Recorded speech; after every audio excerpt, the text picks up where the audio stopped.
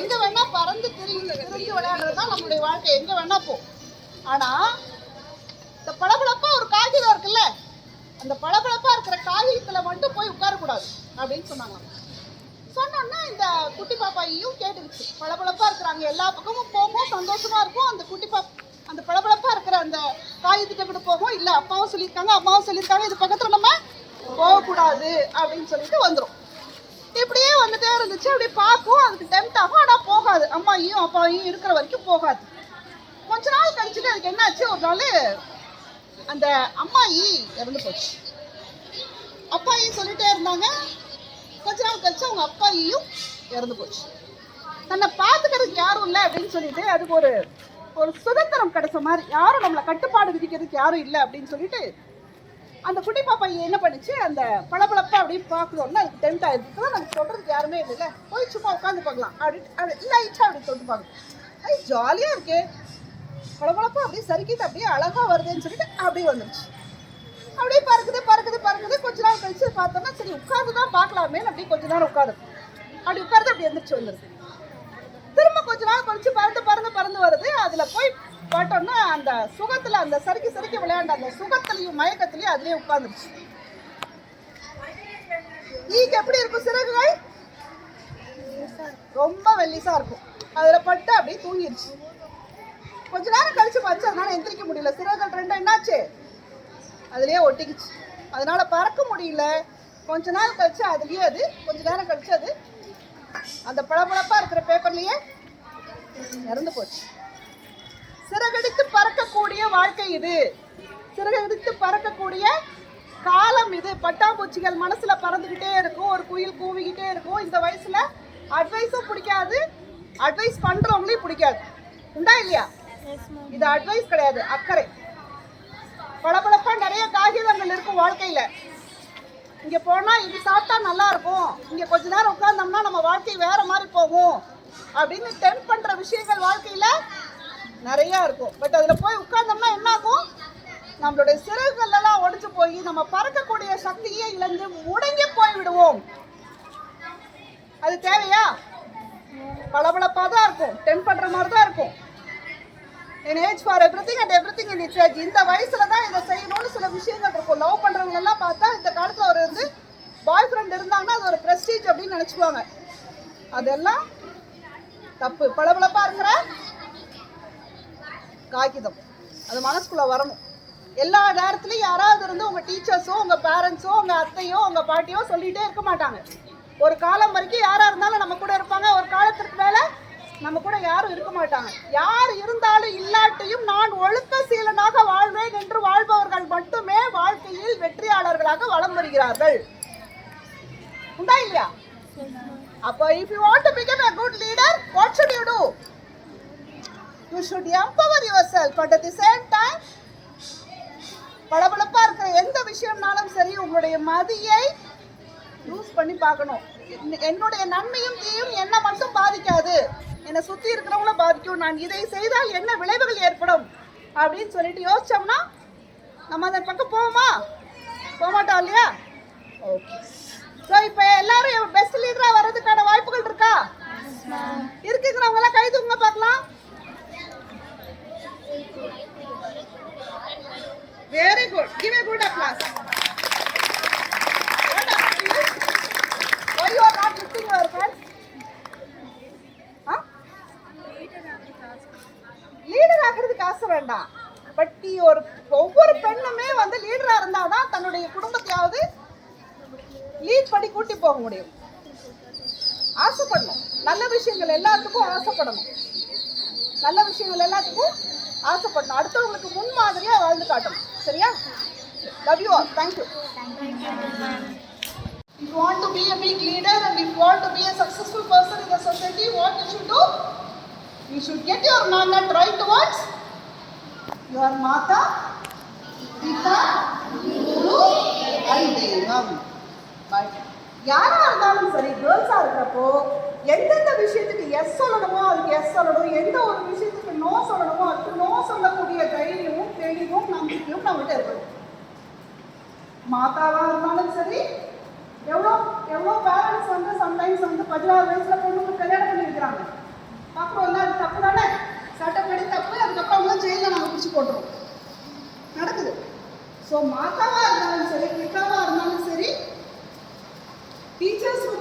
சொன்னாலும் சரி, யார் என்ன பண்ணாலும் சரி, யாரை எந்த ரூபத்துல சொன்னாலும் சரி,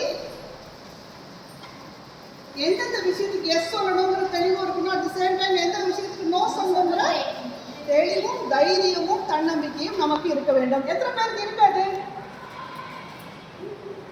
மிச்ச பேருக்கு இல்லையா? எதுக்கு எஸ் சொல்லணும், எதுக்கு நோ சொல்லணுங்கிற தெளிவு. ஊ சொல்றியா மாமா, ஊஹூ சொல்றியா மாமாங்கிற மாதிரி எதுக்கு ஊ சொல்லணும், எதுக்கு ஊஹூ சொல்லணும்ன்ற தெளிவு இருக்கணும். இருக்கணும் தானே?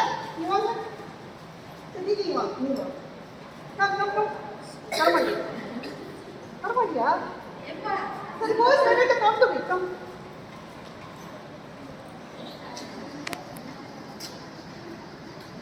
Very good. What's your name?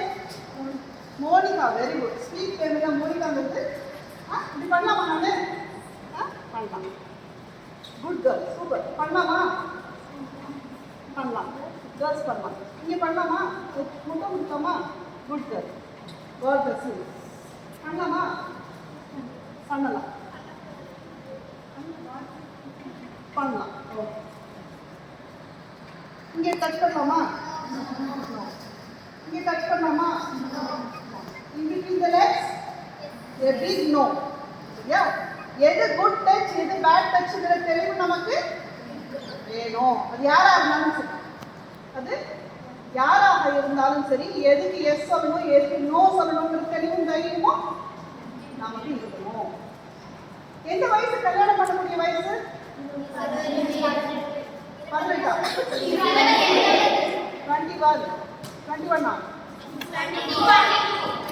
24 கரெக்டா தெளிவா சொல்லுங்க பார்க்கலாம். 21 சட்டப்படி 18க்கு மேல கல்யாணம் பண்ணலாம். பட் 18ல வந்து உணர்வு ரீதியா முழுமை அடைஞ்சிருவோமா கேர்ள்ஸ்? நோ. 18 வந்து சும்மா பேரளவுக்கு கொடுத்துருக்காங்களுடைய சட்டம். இன்னும் வந்து அது கொஸ்டின் பண்ணிட்டு தான் இருக்காங்க.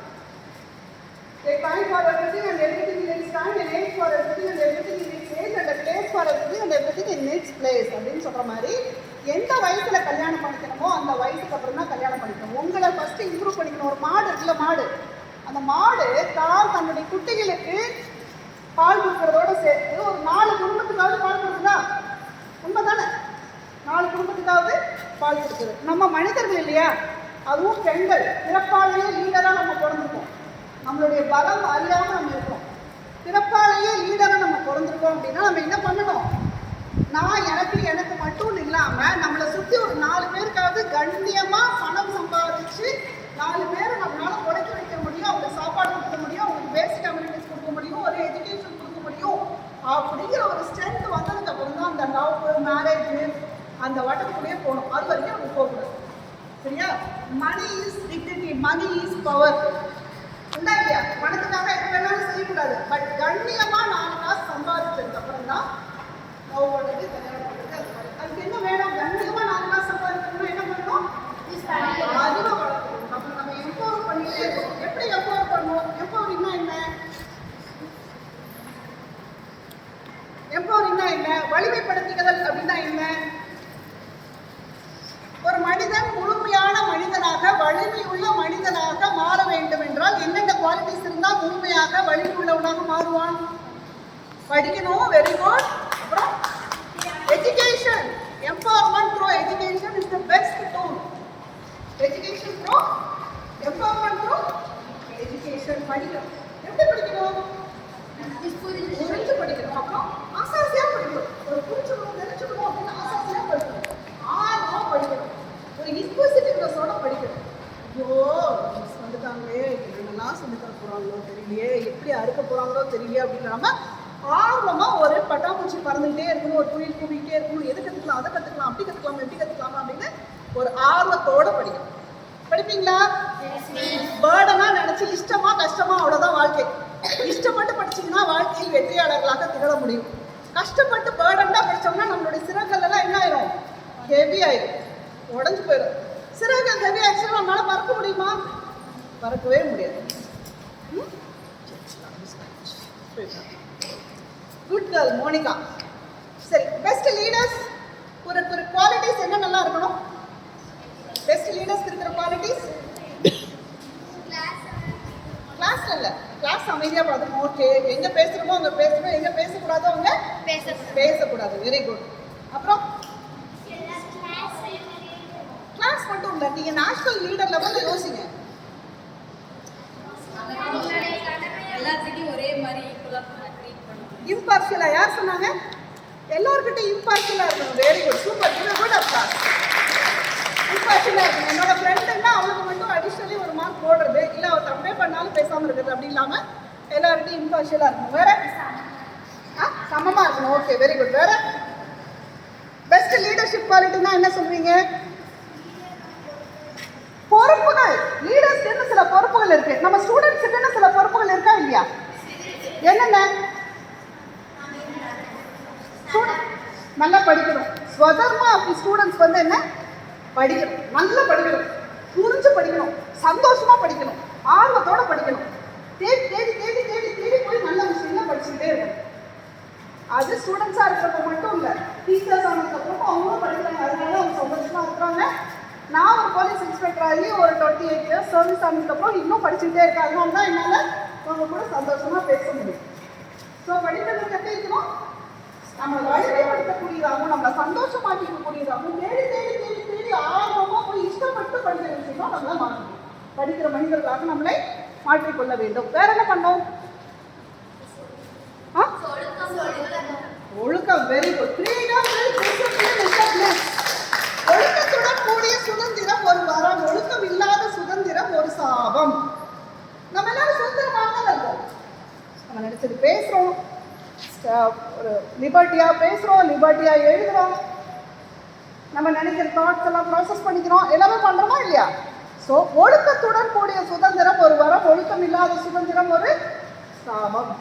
நீங்க நிறைய லீடர்ஸ் பத்தி சொன்னீங்கல்ல, இந்த லீடர்ஸ் எல்லாம் ஒழுக்க செயலுக்கு லீடர்ஸா வந்திருக்காங்களா, இல்ல ஒழுக்கத்தை பிரேக் பண்ணவங்க லீடர்ஸா வந்திருக்காங்களா? ஒழுக்கத்துல இருந்தவங்க மட்டும்தான் லீடர்ஸா வந்திருக்காங்க. ஒரு கடலுக்கு அழகு எது? கடல் பார்த்துருக்கீங்களா? அலைகள். Very good. தண்ணி. Very good. அந்த அலைகளுக்கு அழகு, கடலினுடைய அலைகளுக்கு அழகு உயிரா?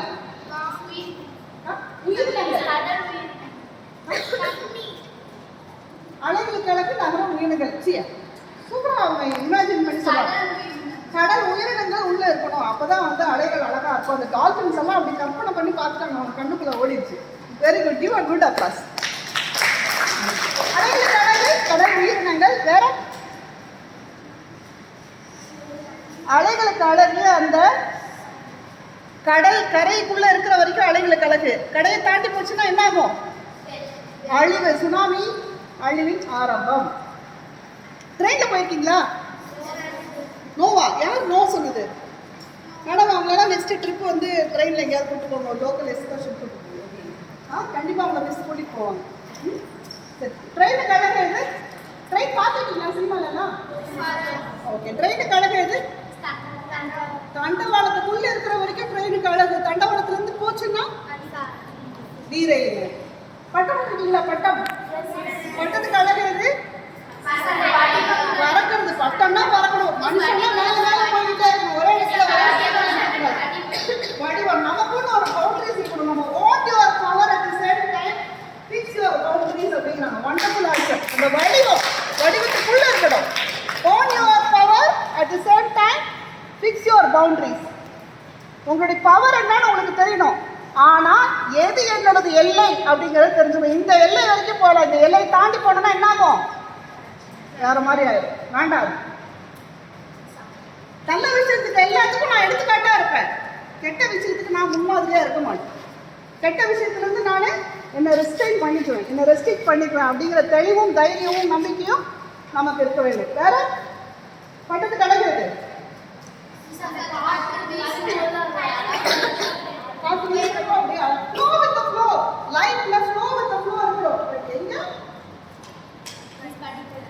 படிப்புல ஃப்ளோ வித் தி ஃப்ளோ இருக்கு. வேற அந்த கயிறோட கண்ட்ரோல்ல இருக்கிற யார் சொன்னீங்க? வெரி குட், இவன் விடா. அந்த பட்டு எவ்வளவுதான் மேல மேல மேல போய்கிட்டே இருந்தாலும் அந்த கயிறோட கண்ட்ரோல்ல இருக்கிற வரைக்கும் இந்த பட்டத்துக்கு அழகு. கயிறோட கண்ட்ரோல்ல இருந்து தப்பி போச்சுன்னா என்ன ஆகும்? சிக்கி சீரழிஞ்சு போயிடும். நம்மளும் அப்படிதான், எவ்வளோ பெரிய ஆட்களாக வந்தாலும் சரி, எவ்வளோ பெரிய படிப்புகள் படித்தாலும் சரி, நம்மளுடைய கண்ட்ரோல் வந்து இந்த பாரம்பரியம், நமக்குன்னு இருக்கிற பண்பாடு, நமக்குன்னு இருக்கிற எத்திக்ஸ், மாரல்ஸ், வேல்யூஸ், இந்த ஒரு கண்ட்ரோலுக்குள்ள இருக்கிற வரைக்கும் நம்மளுடைய வாழ்க்கை மேலே மேலே மேலேன்னு போய்கிட்டே இருக்கும். அந்த கண்ட்ரோலை நம்ம எங்க பிரேக் பண்றோமோ வந்து நம்மளுடைய வாழ்க்கை சிக்கி சீரழிஞ்சு போயிடும். ஸோ ஒழுக்கத்துடன் கூடிய சுதந்திரம் ஒரு வரம், ஒழுக்கம் இல்லாத சுதந்திரம் ஒரு சாபம். இந்த வயசுல என்னெல்லாம் உங்களுக்கு பிடிக்கும், என்ன வாங்கணும் ஆசை? வெட்டரி டாக்டர், நீங்க agriculturist.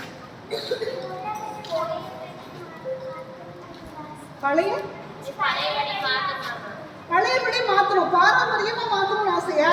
Very good, super, give a good applause. எதனால உங்களுக்கு அந்த மாதிரி ஒரு ஆசை வந்துச்சு?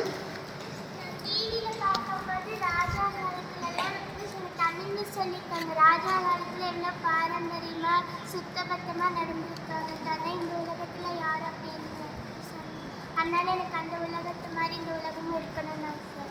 Okay, very good, even good. Samantha, super, very good answer.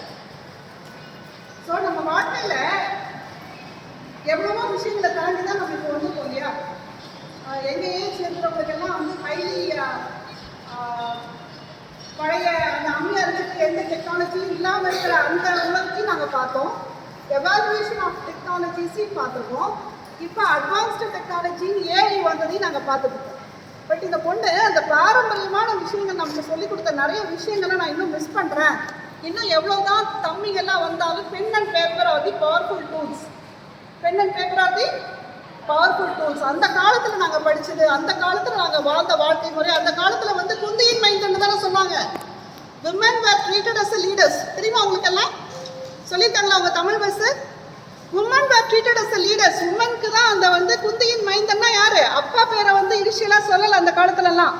அப்படிதான் பாரம்பரியமா வாழ்ந்தாங்க. அதுக்கப்புறம் தான் கொஞ்சம் கொஞ்சமா மேல் டாமினேஷன் வந்துச்சு.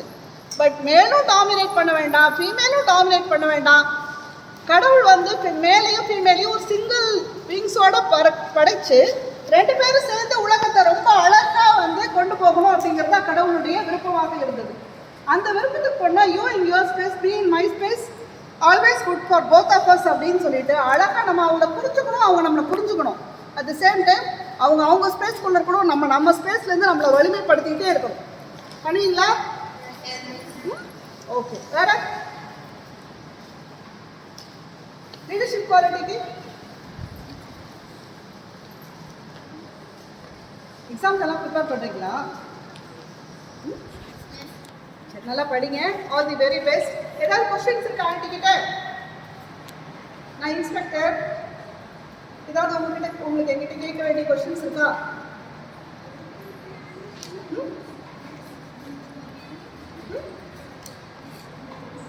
சொல்லுங்க, கேளுங்க. இங்கே யாரும் அப்படின்னு சொல்லிட்டு ஆசை. ஆக்டர்ஸ்க்கு நான் இன்டர்வியூலாம் அட்டன் பண்ணிட்டு நான் செலக்டும் ஆகிட்டேன். அதுக்கப்புறம் God accepts our plan to execute his plan which is always right for everyone. இல்லையா? டாக்டர் ஏபிஜே அப்துல் கலாம்க்கு என்னாச்சு? அவரு ஏர்ஃபோர்ஸில் போனார். ஏர்ஃபோர்ஸில் he was not selected. தெரியுமா உங்களுக்கு? ஏடிசிக்கு போயிட்டு he was not selected. அப்போ அவர் வந்து ஒரு தடவை மனசு ரொம்ப ஒரு மாதிரி ஆகிட்டு அவர் நேராக போயிட்டு அவருடைய குரு கிட்ட போனாராம். குரு கிட்ட போனப்போ அவங்க குரு சொன்னாங்களாமா, first flow with the flow, நீ உனக்கு என்ன பிடிச்சதோ அதெல்லாம் செஞ்சுட்டே இரு, பலனை எதிர்பார்க்காதே அப்படின்னு சொன்னாங்களாமா. அதே மாதிரி போயிட்டே இருக்காரு. ஃபர்ஸ்ட் ஏர்ஃபோர்ஸ்ல ஒரு விஷயத்தை நோக்கி அவர் போனவர். கடைசியில் என்னாச்சு? ஏர்ஃபோர்ஸ், நேவி, ஆர்மி 3 பேரும் சேர்ந்து சல்யூட் பண்ற முதல் குடிமகனாக அந்த பிரசிடென்ட் ஆஃப் இந்தியாவா மாறினாங்க இல்லையா? ஸோ அந்த மாதிரி ஏர்ஃபோர்ஸ்ல நான் செலக்ட் ஆகிட்டேன், மெடிக்கலும் முடிச்சுட்டேன். முடிச்சதுக்கப்புறம் என்னாச்சுன்னா I underwent a small nasal septum deviation operation. So கத்தி நம்ம மேலே வச்சுட்டா அதுக்கப்புறம் ஏர்ஃபோர்ஸ்க்கு அன்ஃபிட் ஆகிடும். You are unfit my dear அப்படின்னு சொல்லிட்டாங்க ஏர்ஃபோர்ஸ்க்கு. கிடைச்சதை விருப்பப்பட்டு சந்தோஷப்பட்டு பீப்புள் கூட உங்களை மாதிரி குழந்தைங்க கூட எல்லாம் நம்ம டைம் ஸ்பெண்ட் பண்ணி ஜாலியாக பொலிசிங் பண்ணிட்டு இருக்கேன். துஷ்டனை அடக்கும் தொழில் பொலிசிங். பாசிட்டிவ் ரீஎன்ஃபோர்ஸ்மெண்ட்டும் பண்ணுவோம், like taking awareness classes. At the same time negative reinforcement. Negative ரீஎன்ஃபோர்ஸ்மெண்ட்னா என்ன? தப்பு பண்ணுறவங்கள ஜெயிலில் பிடிச்சிக்கணும். ஸோ அதுவும் பண்ணிட்டோம். Okay, what your answer? வேற? சரி, தேங்க்யூ, லவ் யூ ஆல்.